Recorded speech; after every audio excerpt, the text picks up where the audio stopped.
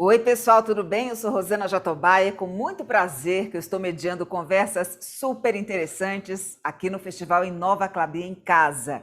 E olha, vem aí mais um bate-papo com três convidados que têm muito a dividir com a gente sobre inovação no setor de embalagens. Eles são co-criadores do Hub Incríveis. Eu estou aqui com a diretora executiva da ABRE, que é a Associação Brasileira de Embalagem, a Luciana Pellegrino, com o CEO da Banco, que é o André Menezes, e o CEO da Tati Design, Fred Gelli. Sejam todos muito bem-vindos. Que prazer recebê-los aqui no nosso festival. Tudo bem, pessoal? Tudo bom. Obrigado pelo convite. Eu já anunciei do que se trata a nossa entrevista, né? Hub Incríveis. Conta pra gente, começando pela Luciana, o que significa Hub Incríveis, Luciana? Oi, Rosana, tudo bom? O Hub Incríveis é uma iniciativa de diferentes empresas e entidades, como a Abre, e ela é uma rede de inteligência estratégica para a gente rediscutir, apoiar a indústria a encaminhar projetos, frente aos desafios para nós construirmos uma nova cadeia de consumo circular. E o que é isso? É o que a gente vai falar hoje nesse papo incrível com vocês. Rosana, eu queria começar contando um pouquinho sobre quem que é essa indústria de embalagens. A indústria de embalagens é uma indústria altamente calcada em tecnologia, é uma indústria que permeia a nossa vida, e às vezes a gente nem se dava conta de quão importante e estratégica que ela era para o nosso dia a dia, para o abastecimento da nossa sociedade. Nós estamos falando de uma indústria que emprega em torno de 230 mil pessoas, uma indústria que só no ano passado movimentou mais de 92 bilhões de reais, ou seja, é uma grande indústria. Mas o que é importante é que é uma indústria que vai muito além disso.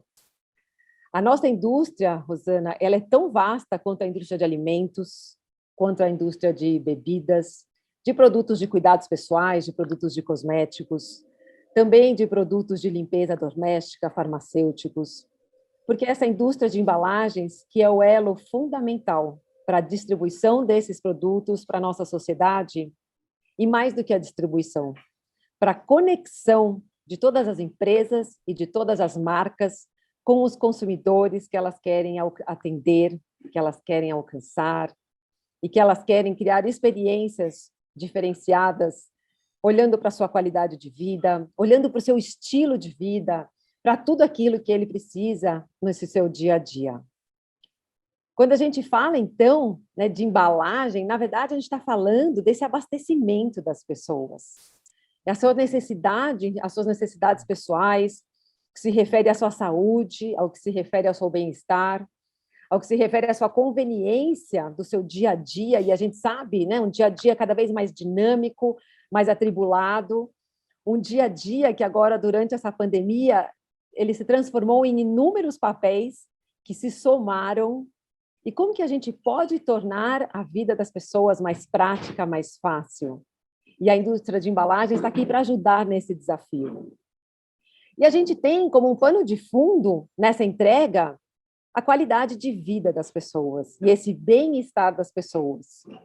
E essa palavra bem-estar, mais do que nunca ao longo dessa pandemia que nós vivemos, ela ganhou uma conotação muito importante para a nossa sociedade, e cada vez mais ficou claro para a sociedade que quando a gente fala de bem-estar, nós estamos falando da nossa relação com o meio ambiente, da nossa relação com o planeta. E por isso que hoje, aqui nesse bate-papo incrível, nós queremos trazer para vocês esse olhar. Como que nós podemos trabalhar o nosso impacto na sociedade? E, claro, nós como indústria, como que nós podemos trabalhá-lo? E, sem dúvida nenhuma, sempre é uma mensagem para nós como consumidores. Então, nesse momento em que a indústria de embalagens, esse elo fundamental, e se tornou tão especial para atender, para suprir essa demanda da sociedade, nós vimos novos mercados crescendo, se transformando, e eu tenho certeza que todos da Klabin conhecem muito bem a dinâmica do e-commerce que se transformou nesses últimos tempos, mesmo a dinâmica do food service e do delivery que também se transformou, A nossa vida parece que virou de ponta cabeça, mas os produtos chegaram até as pessoas com qualidade e com segurança, e trazendo o valor e o cuidado de cada marca para que isso acontecesse. Então, até aqui, tudo bem. Mas eu gosto de resgatar um pouquinho qual que foi o processo dessa evolução que nos trouxe até aqui. Gente, imagina, vamos parar para pensar que em 1900 nós éramos 1,5 bilhão de pessoas na Terra. E agora, 120 anos depois, nós somos praticamente 8 bilhões de pessoas. Então, a nossa sociedade se transformou, a nossa cultura, a nossa forma de vivência, de consumo se transformou, e isso trouxe um impacto diferente para o meio ambiente. As cidades se transformaram, mas não da mesma forma que a indústria, e a partir do momento em que as cidades passaram a receber uma grande concentração de pessoas, elas tiveram mais dificuldades em, de fato, agregar o saneamento, toda a gestão dos resíduos gerados por todas essas pessoas. Então, nós passamos, como sociedade, a viver um momento de pergunta: estamos seguindo o caminho correto? Como é que nós podemos trabalhar nessa harmonia com o meio ambiente, nessa harmonia com o nosso planeta? Temos que repensar o nosso estilo de vida. Com isso, gente, a gente passa, então, daquele modelo que foi criado lá atrás, de produção, de extração de recursos naturais, de consumo e simplesmente de descarte, para um momento em que a gente tem que reolhar para essa capacidade do nosso planeta de se regenerar e de poder, de fato, agregar para as pessoas esse bem-estar esperado. Nós chegamos num momento da nossa sociedade onde a gente olha para o lixo como aquilo que chegou ao seu fim e que o planeta não tem como absorver. Nós precisamos, a partir de agora, olhar para o resíduo que se regenera, para os recursos naturais que se regeneram e que a gente possa, com isso, continuar por anos e mais anos abastecendo a nossa sociedade e garantindo a sua saúde, a sua segurança, a sua qualidade de vida e a sua conveniência no dia a dia. Então, o nosso desafio hoje, que é o desafio do Hub Incríveis, é como nós vamos transformar esse nosso modelo de negócio, de uma produção, de um consumo linear, para uma extração, uma produção e um consumo circular, onde esses recursos naturais se regeneram. E aí, eu queria, então, convidar o Fred Gelli para falar um pouquinho para a gente como que a gente começa esse novo caminho. Fred, é com você. Obrigado, Lu. Pois é, o desafio não é pequeno. Eu costumo dizer que, essencialmente, esse desafio da gente transformar a nossa lógica de relação com recursos de uma lógica linear para uma lógica circular é um grande desafio criativo, que vai exigir mudanças muito estruturais, não apenas na indústria, não apenas no design das embalagens, mas também no comportamento das pessoas e no papel dos governos, que precisam criar, enfim, lógicas mais inteligentes. Mas, basicamente, eu gosto muito, eu tenho esse vício positivo de, há 30 anos, usar como fonte de inspiração para o meu processo criativo, na Tátil, e também acho que as contribuições que eu tenho trazido para o Hub. Eu busco sempre essas inspirações na natureza, porque ela está aí, eu brinco, são 3,8 bilhões de anos de um processo de P&D infinito, com enorme vantagem de ser completamente open source, porque Deus não cobra direito autoral. Então, a gente pode ir lá na natureza e se apropriar dessas ideias, dessa inteligência que está sendo desenvolvida, lapidada, refinada por tantos bilhões de anos, e tentarmos, de alguma forma, mimetizar, né, ou buscarmos essa inteligência embutida em todas as dinâmicas que existem nas cadeias, nos ecossistemas. E aí a gente começa de cara com Lavoisier, né? Nada se cria, nada se perde, tudo se transforma, que é uma lei básica que a gente aprende, acho que lá na quarta ou quinta série, e depois a gente esquece. A gente precisa se, de fato, reconectar com essa lei básica, porque, na verdade, o lixo é uma invenção humana. Na natureza, recurso e resíduo são exatamente a mesma coisa. Todo resíduo é recurso para alguém. E essa é a beleza. Então, no fundo, tudo que sobra nos nossos processos, que a gente vê de embalagens flutuando no mar, poluindo os manguezais.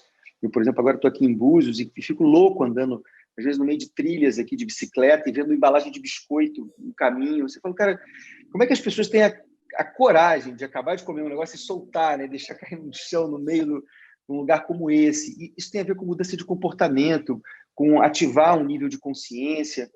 E, de fato, quando a gente olha para a maneira como a natureza trata esse tipo de solução, ela cria um grande encadeamento de ações e reações, né? Ou seja, uma grande teia. Tudo que está estabelecido na nossa dinâmica da vida no planeta se estabelece através dessa grande teia. Quando você puxa um ponto dessa teia, a teia inteira se mexe. Ou seja, não existe ação que não tenha reação no todo. Quando aquela pessoa solta aquele papel de biscoito ali, ela não está... aquela ação não está contida naquele pequeno ato. Esse papel pode ser comido por um animal e depois pode ser comido por outro, e a gente sabe aonde isso vai parar. Então, no fundo, a nossa percepção, e eu acho que o que eu tenho provocado muito nas conversas, em tantos fóruns que nós já tivemos no Hub, com pessoas de áreas diferentes, com competências diferentes, com lentes diferentes sobre esse grande problema sistêmico, é exatamente que a gente possa buscar um pouco desse olhar de cima, desse olhar holístico, entendendo que se nós não envolvermos na discussão, na conversa, todas as pontas que definem e que movimentam essa grande teia, a gente não tem condição de sair do outro lado com boas soluções, com soluções que sejam perenes, com soluções que garantam e preservem o espaço fundamental das embalagens na nossa lógica, como a Lu falou, na nossa sociedade. Elas têm um papel super estratégico. De uma hora para outra, elas viraram meio que as vilãs de um processo, porque são elas que aparecem, que surgem, né, nos manguezais, enfim, flutuando nos mares, mas elas são fundamentais para o nosso modo de vida. Então, é uma necessidade de reativar, de reorganizar toda a cadeia que se faz necessária, e só com uma abordagem multidisciplinar, assim, multiperspectiva, que é o que a gente tenta trazer para o Hub, sempre juntando essas pontas todas, para que nós consigamos, então, articular uma nova lógica de relacionamento para que nós possamos efetivamente redesenhar essa cadeia inteira e desinventar o lixo. O lixo precisa ser desinventado. E aí acho que eu passo para o André. André, explica um pouquinho mais como é que a gente... Você que foi o organizador original, que nos provocou com esse espaço que tem sido tão interessante de discussão e de conversas, como é que você enxerga o futuro do Hub e o quanto que ele já está gerando de impacto nas discussões e nas reflexões sobre essa grande cadeia. Valeu, Fred. Rosana, obrigado. Lu, excelente. Fiz várias reflexões aqui. Eu gosto de anotar, eu gosto de ouvir por último, porque aí eu vou ajustando aqui a minha fala perante o que já foi falado.